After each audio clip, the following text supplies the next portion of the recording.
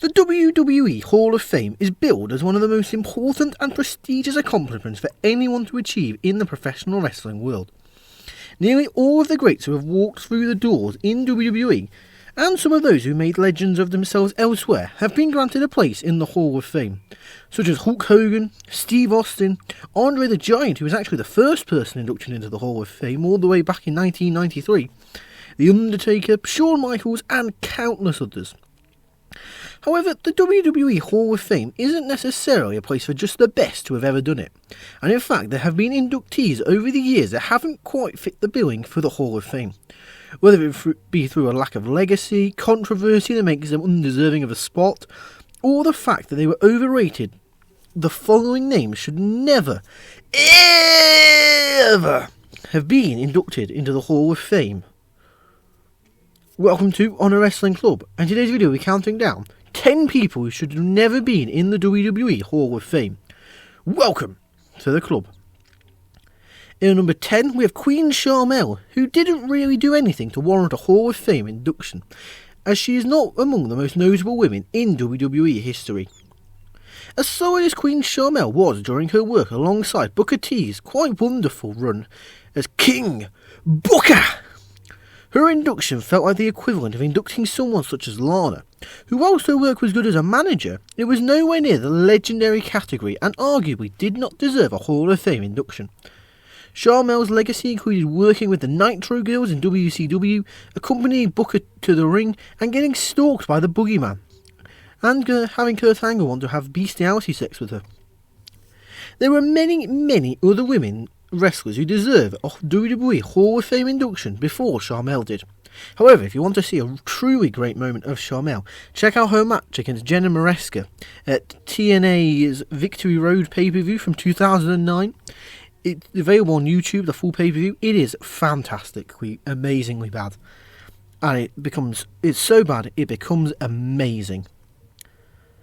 In number 9, we have Koko B, Ware, who was an undercard talent who shouldn't have been inducted, as he was not at the standard of other Hall of Famers. Koko B, Ware was a more than likeable name from WWE's past, but he was only ever a lower card wrestler. He was essentially a glorified jobber for the company, who got over more because he donned a macaw on his shoulder than his actual wrestling ability. He never so much as touched a championship in WWE, let alone pick up any big career-making wins throughout his career. I mean, the only real accolade he has is that he was eliminated by The Undertaker and took the first ever tombstone in Taker's debut. This was a baffling induction when he was inducted, and it is still baffling to this day. In number 8, we have the Godfather, who had a fun Attitude Era gimmick, but he should not be in the Hall of Fame. And he had several mid-card gimmicks throughout his career, pretty much all of them terrible. The Godfather was a popular name in the Attitude Era, despite a now dated gimmick, but for the most part, he was never a major player in WWE, and is someone who did not really earn his spot in the WWE Hall of Fame. He had a dud run as Papa Shango, stayed in essentially the same position on the card during his entire spell as the Godfather, aside from a brief spell as Intercontinental Champion, and he never really had a memorable match to shout about in WWE throughout this or any of his other WWE gimmicks that all failed to stick to. I mean, do you guys remember Karma? In number 7, we have Donald Trump, who is only a Hall of Famer through McMahon family friendships, and Trump had very little impact in WWE. For the longest of times, being favoured by the McMahon family helped a lot in many aspects of life, career and more in the wrestling world. When it comes to the WWE Hall of Fame, this also held true, which is why Donald Trump was inducted into the celebrity wing of the Hall of Fame. There is an argument to be made for some celebrities to be inducted, but Trump is not one of them. Sure, he played a role in the Battle of the Billionaires storyline and once bought, in air quotes, Monday Night Raw, but in terms of long-term impact and love for the business, there are so many more deserving celebrities who could and should be in there, such as David Arquette. In number 6, we have Hillbilly Jim, who was never at a Hall of Fame level, and despite being a lovable character, he should not have been inducted. Hillbilly Jim has always been loved by WWE fans, with a cheesy but likeable gimmick and an infectious theme song. However, that was pretty much it in terms of the height of his influence in WWE. He didn't win a single piece of championship gold in his entire career, inside or outside of WWE, and he wasn't particularly impressive in the ring either. His main career only spanned around 6 years, which is hardly leaving a big impact on the business. In number 5, we have William Shatner, who's one of the most bizarre Hall of Fame inductions ever, and was a very poor choice for the celebrity wing. There are many baffling celebrity wing Hall of Fame inductions, and William Shatner is probably at the top of that list. He did once appear on a King's Court segment with Jerry Lawler, was in Bret Hart's corner once. He hosted a episode of Raw in 2010 and provided dramatic interpretation of entrances. His sporadic appearances were so spread out they never once felt part of the WWE family.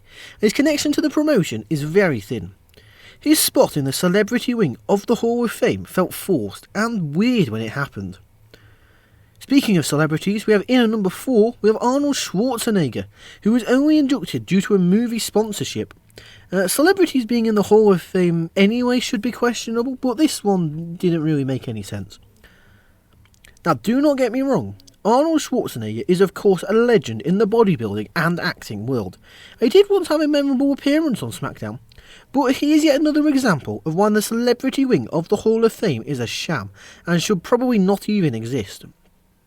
He was inducted into the Hall of Fame in 2015, but this just so happened to coincide with WWE advertising the latest movie in the Terminator series, that being Terminator Genisys, which is the worst one of all the Terminator films.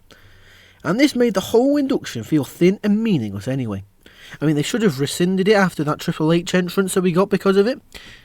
Worst entrance ever. In number 4, we have the Fabulous Moolah, whose controversial side means she didn't really deserve her Hall of Fame induction, and despite her credentials, she should never have been inducted into the Hall of Fame. On paper, the Fabulous Moolah is one of the most legendary icons in all of women's wrestling. However, when you take a peek behind her success, her titles, and her longevity, a very ugly world of controversy, abuse, allegations, and more emerge. Many female talent over the years have come forward alleging Moolah's misconduct of sexual abuse, financial abuse, and more, damaging her legacy a great deal.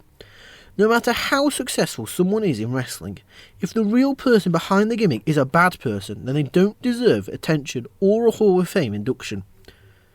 In number 2, we have Brutus Beefcake, who falls short of the majority of WWE Hall of Famers, as Beefcake was an overrated worker in his career, and only really kept on getting pushes because he was friends with Terry Bollea, or the Hulkster.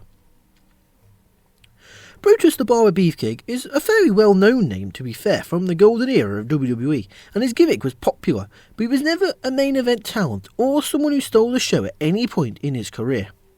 There is an argument that Beefcake only got to where he got in the likes of WWE and WCW due to his friendship with Hulk Hogan, and this argument is 100% true. And with this being one of the biggest parts of his whole legacy, he absolutely should not be in the Hall of Fame. And in number 1, we have Sunny, who is one of the most controversial WWE Hall of Famers of all time, and her legacy has been ruined.